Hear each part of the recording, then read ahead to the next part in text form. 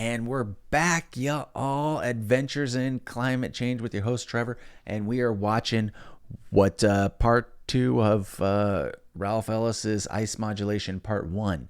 So we talked about the video before. And go hit the subscribe. Oh, this is a different account. That's why I must have hit subscribe with my other account when I was on it. I have a bunch of YouTube channels, so if you haven't seen me before, welcome, and I hope to see you in the future, get some feedback. And what we talked about on that last one was basically the old model and what happens with the Milankovitch cycle and what that is. And he didn't go too much into detail, just like I didn't with his paper the other day, but just did a brief explanation of what that is. So if you haven't checked that video out yet, start there. And then come and visit this one, because this is, I think, when we start to add things to it to get us to where we even think, because right now, interglacial, all this stuff is still theories, right? I mean, most of science are theories. So let's get into what Mr. Ellis is talking about. Climate.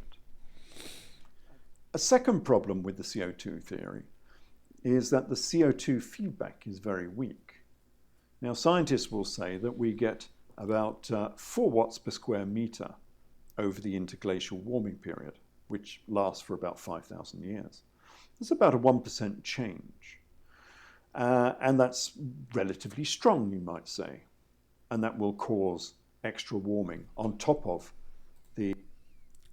Did he say the interglacial is 5,000 years, or this process in the interglacial?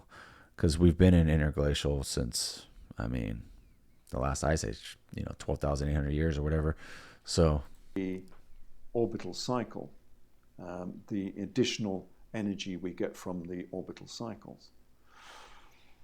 But that's not how warming works. Warming works year by year, decade by decade, century by century. You have to get from one decade with extra warming, extra feedback, to get to the next decade. So you can't say that 4 watts per square meter is the amount of warming you get.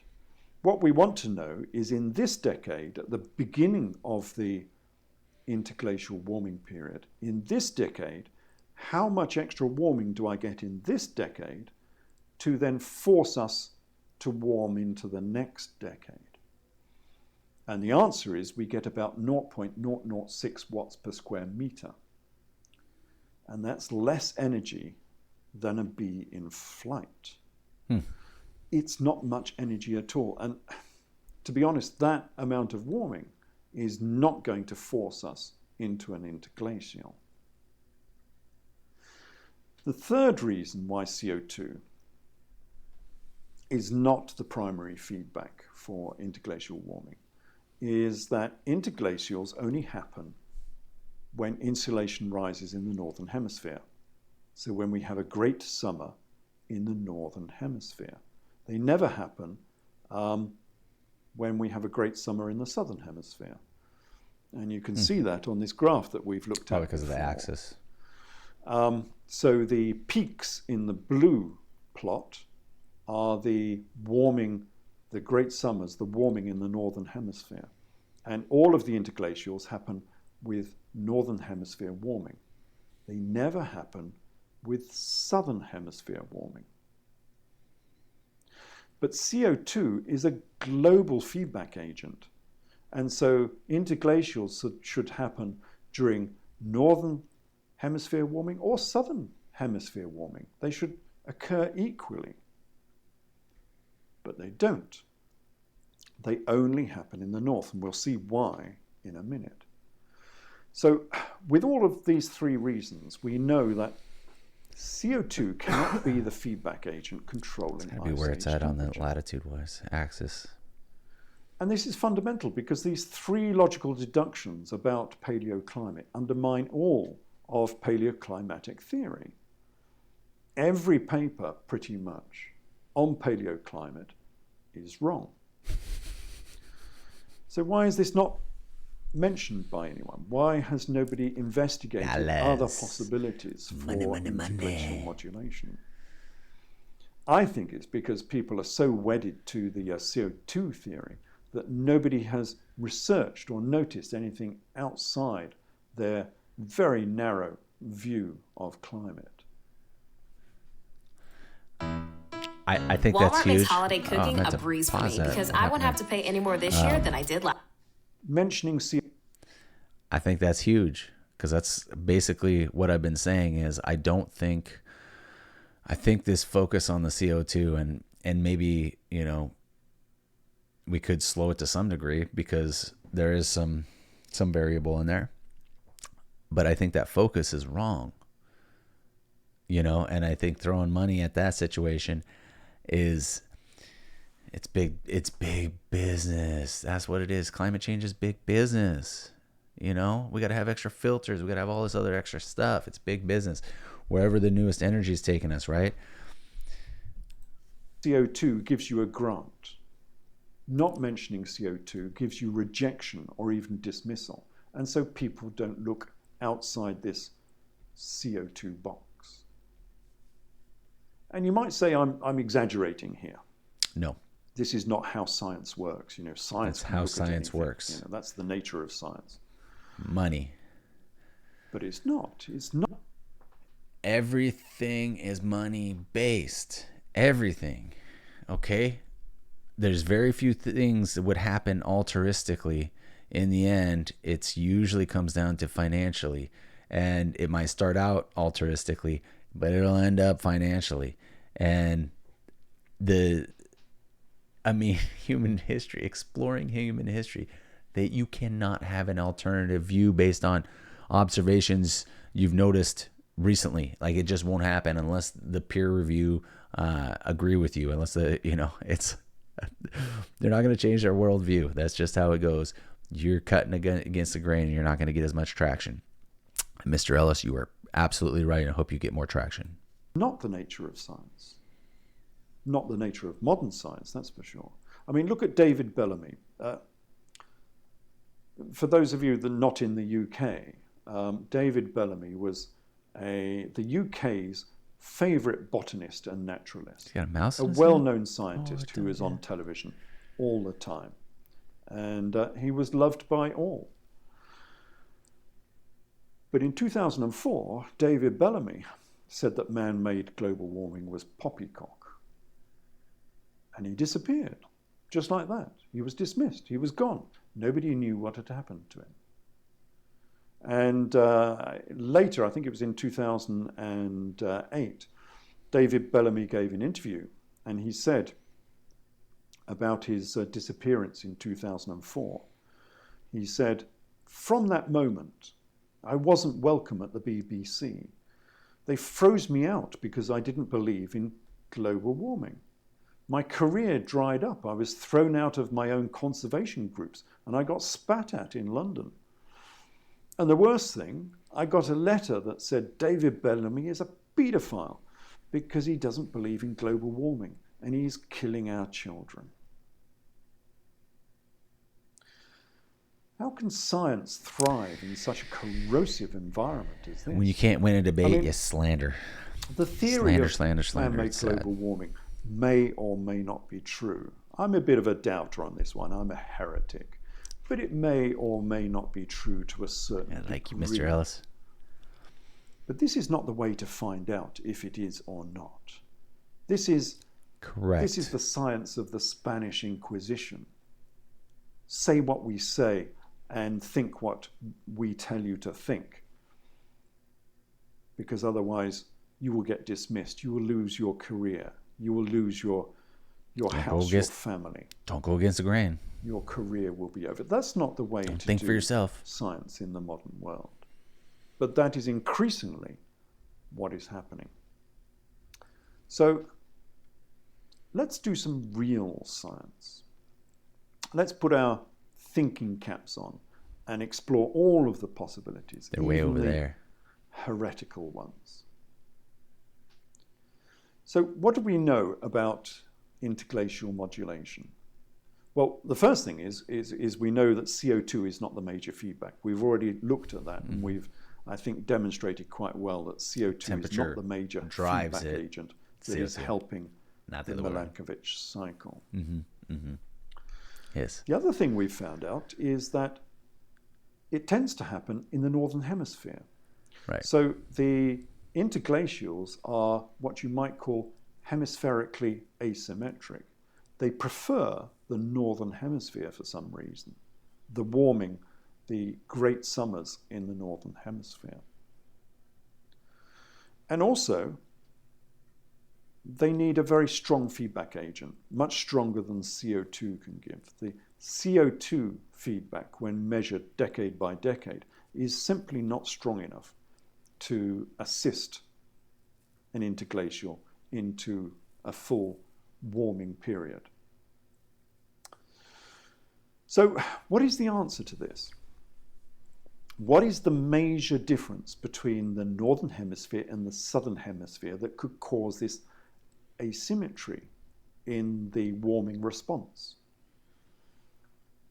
Well, the clue here is that all of the major continents of the world lie in the northern hemisphere. So the northern hemisphere is full of continents, is full of land. The southern hemisphere is full of oceans. It's full of sea. Mm-hmm. And that can have a major effect, a climatic effect, a difference between the warming effects in the northern and southern hemispheres. And remember that if the continents are in the northern hemisphere, and therefore the Ice Age ice sheets are also in the northern hemisphere, there are no major Ice Age ice sheets in the southern hemisphere. And that again is a big difference. So how can ice sheets in the northern hemisphere cause temperature changes, act as a feedback agent to the orbital cycles? And the answer, well, if you think about it, obviously, big ice sheets in the northern hemisphere, and those ice sheets tilted towards the Earth because of precession and obliquity, the answer is albedo, the reflectivity of the ice. The ice is bright white, and it can reflect an awful lot of the inbound insolation that's going to hit the Earth. Yeah. As much as 95% of the incident sunlight can be reflected back out into space again. And that reflected light, of course, is not causing any warming on the Earth. Unless there's CO2. So the net effect is right, that all of this sunlight being reflected away causes cooling and causes ice ages.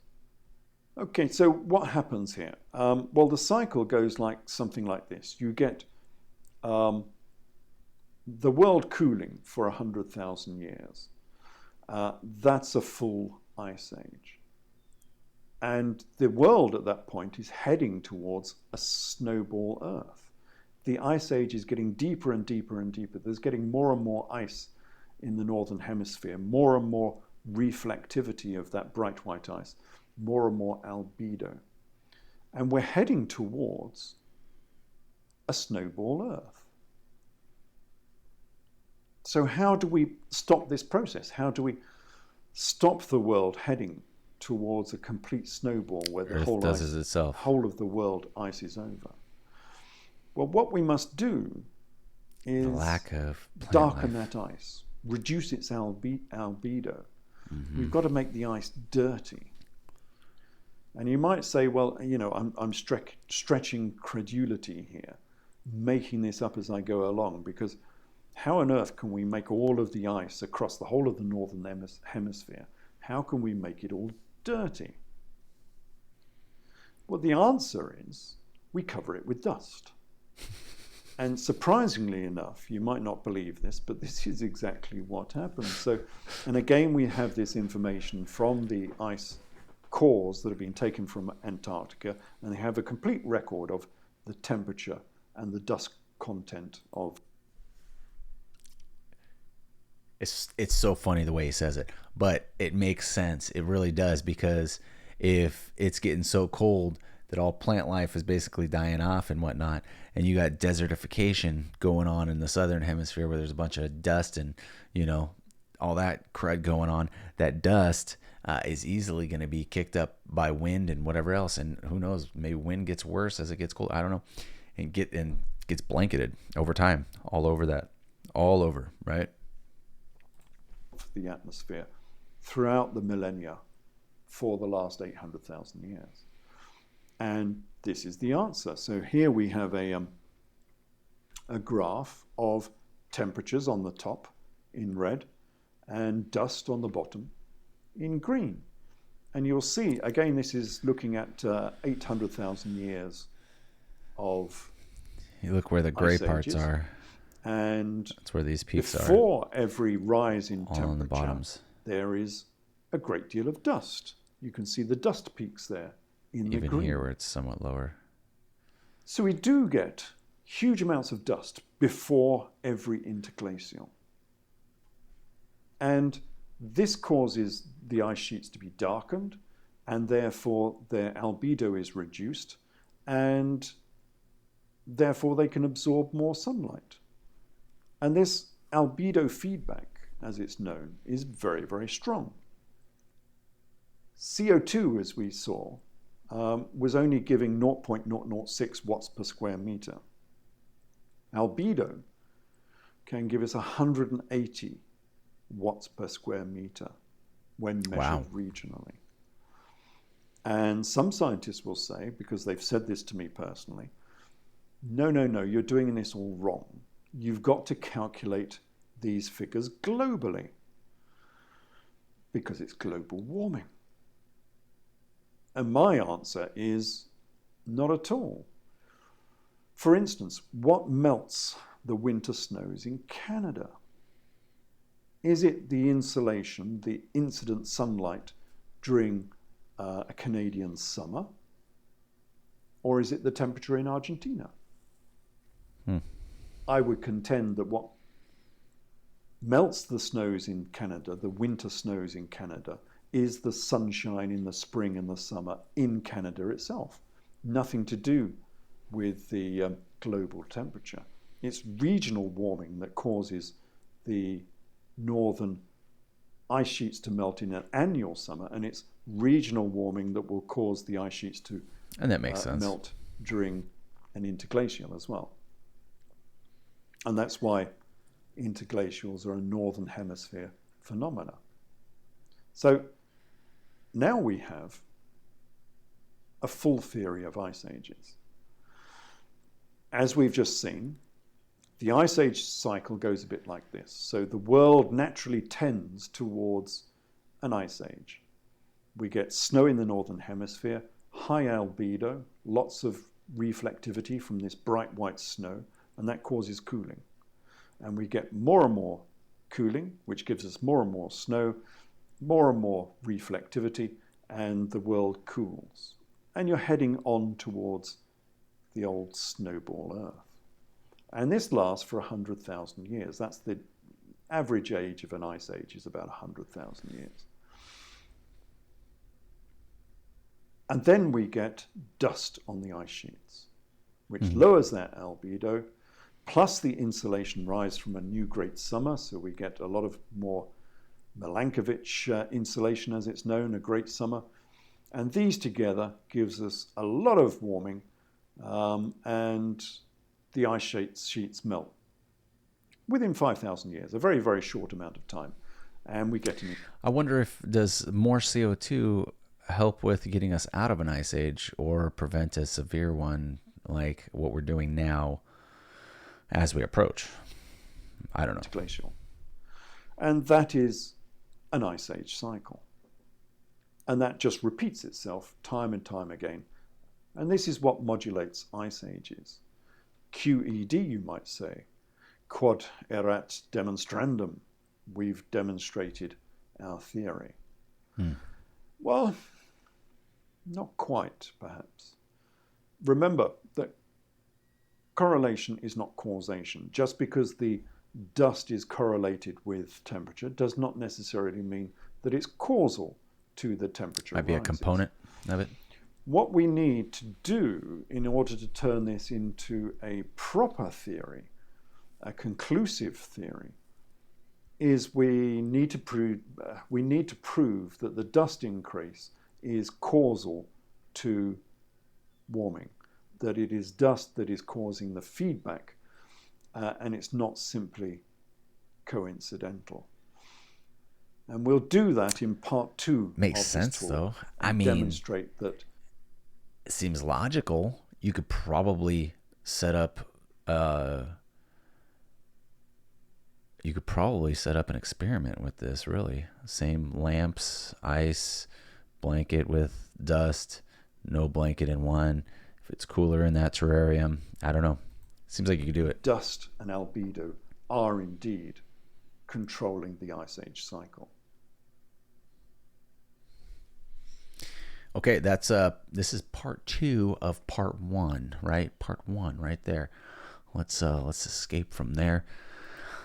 Man, that was a lot of great stuff, and actually maybe we should just scrap the paper, the first video in the first place, and just gone over the videos, because he breaks it down pretty succinctly and actually does it in a better order than he does in the paper, and that probably has to do with he's had time to think about it, lay out his video. I look forward to getting into part 2. It'll be part 3 and part 4 for us, right? But his part 2, and then we'll see if he has a part